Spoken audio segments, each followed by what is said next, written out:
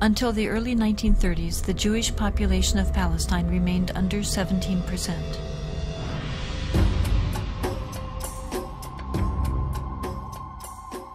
Hitler's rise to power in Germany completely changed that. In just 5 years, 174,000 Jews flooded into Palestine, doubling their population.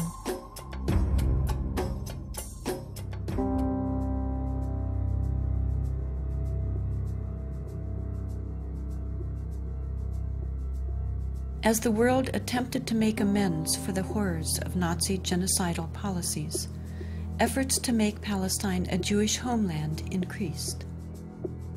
The Palestinians, they were not the Nazis. They were not responsible for the Holocaust. But they were the ones who paid the price. In 1947, with the conflict spiraling out of control, Britain decided to turn the problem of Palestine over to the United Nations. The UN, under pressure, proposed to divide the land into 2 states, an Arab state and a Jewish state. Arabs were to be given 43% of the land, despite the fact that they made up more than 2/3 of the population and owned over 92% of the land. Jews were to be given 56%, although they comprised only 1/3 of the population and owned less than 8% of the total area. Nevertheless, they were given not only most of the land, they were given the most fertile land. Zionist leaders took advantage of their superior military preparation and immediately began occupying major Arab cities in Palestine.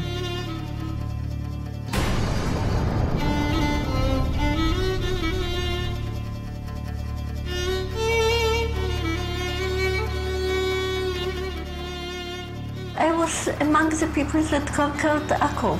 When we were walking around, we entered the flat. There was a pair of shoes of a small child, maybe 2 years old.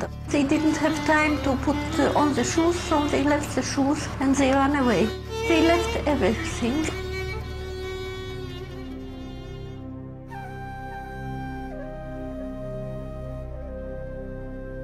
We found out that there was a systematic expulsion of Palestinians, and there was, as I said, there was an ethnic cleansing operation taking place. The most infamous campaign was the massacre at the village of Deir Yassin, where over 100 men, women, and children were systematically murdered. هذا البيت ما كانوا متخبين فيه أنا وولادي وأخويا موسى. مكاليف أنا معيد أخوي موسى مشان كنا نتونس بألق فيه هذا البيت. أجوا قالوا لما كنا بلا بيت كنا مش كسر خبطنا الكنبلة وجينا صوبتنا وبنت الصوابت اللي مسحوا ولادي. وكان بعد ما راحت المراكة الحالة كانت تكسر الباب عليهم وطلعونا بدهم يقتلوا أخوي مسدبة فيه على وجهها اللي يقتلوه. وتناولت 250 ليرة من عدة وقلت يا خواجة بس مشان الله الطالب بدها ستكت للشي. قال لي كتير انت كويس وهات المصاري وبارس في أخوتي الحنو شو تسوي في أخوتي الحنو. أجراك يا ويلي هي زمتك على السلام. تحلي. وجدت يهود حط لك 5 زيت ويكون راسك في موسك الدواء. حط لك 5 مليون تحت راسك.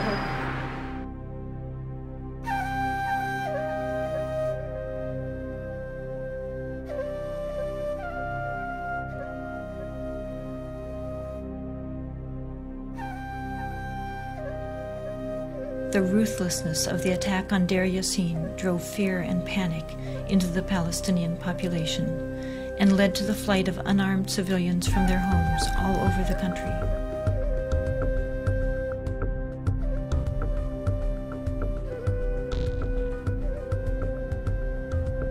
As a result, maybe 300 or so thousand Palestinians had already been expelled before the first Arab soldier entered Palestine. Some of the neighboring Arab armies finally intervened after May 15, 1948, when Israel officially announced its statehood. Although there was a lot of war rhetoric on the Arab side, very few soldiers, Arab soldiers, were sent into the battlefield. And actually, for most parts of the war, there was superiority on the side of the Israeli army.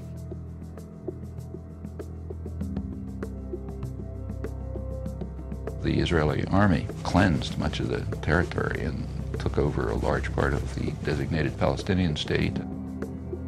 The new state of Israel encompassed 78% of the total land of Palestine.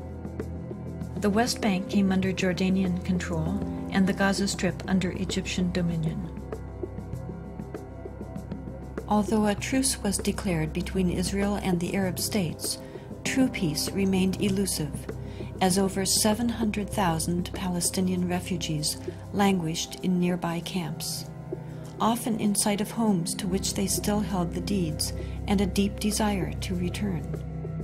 Most of the deserted and evicted Palestinian villages were erased from upon the earth and were either turned into Jewish settlements or into fertile land.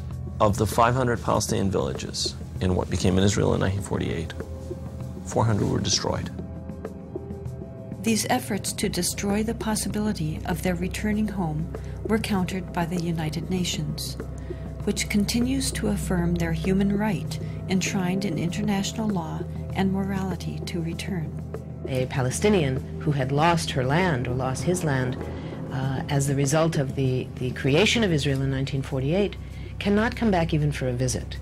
I can go back to Israel as if I were returning and claim immediate citizenship, having no historic tie, speaking no Hebrew, knowing no one in the country, having no family who ever was there. All that one needs is being Jewish, a religious group like any other.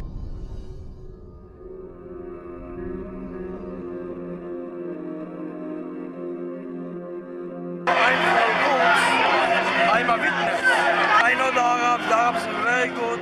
No problem till the Zionist movement start. My grandmother tell me before the Zionist movement start, they babysitting each other, the kids.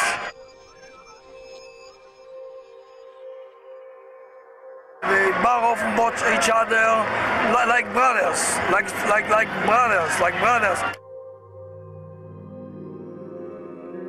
The idea of Zionism to take away the land from the Palestinians, from the Arabs, is starting the whole fighting. Not Arabs the problem, not Jews the problem, not Judaism, not Muslim, only Zionism.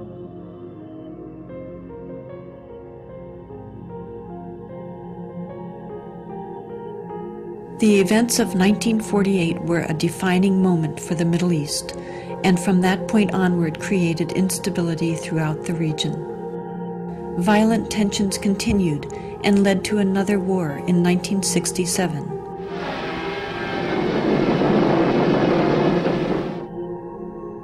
In that war, Israel occupied the remainder of historic Palestine, what is known today as the West Bank and Gaza.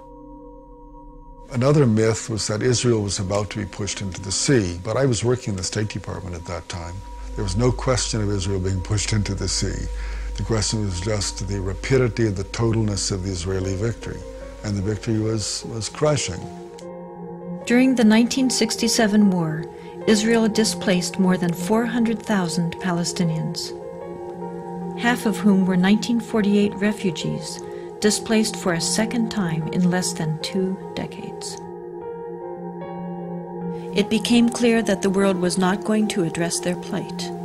Palestinians in Israel lived as third-class citizens of a state whose core identity excluded them, while those in the newly occupied territories and abroad continued as dispossessed refugees. The United Nations passed resolution after resolution affirming their rights. Leaders of surrounding Arab nations verbally championed their cause, but failed to take action. Finally, Palestinians took matters into their own hands. There was a mass uprising, in Arabic an intifada, shaking off, as people throughout the West Bank and Gaza Strip rebelled.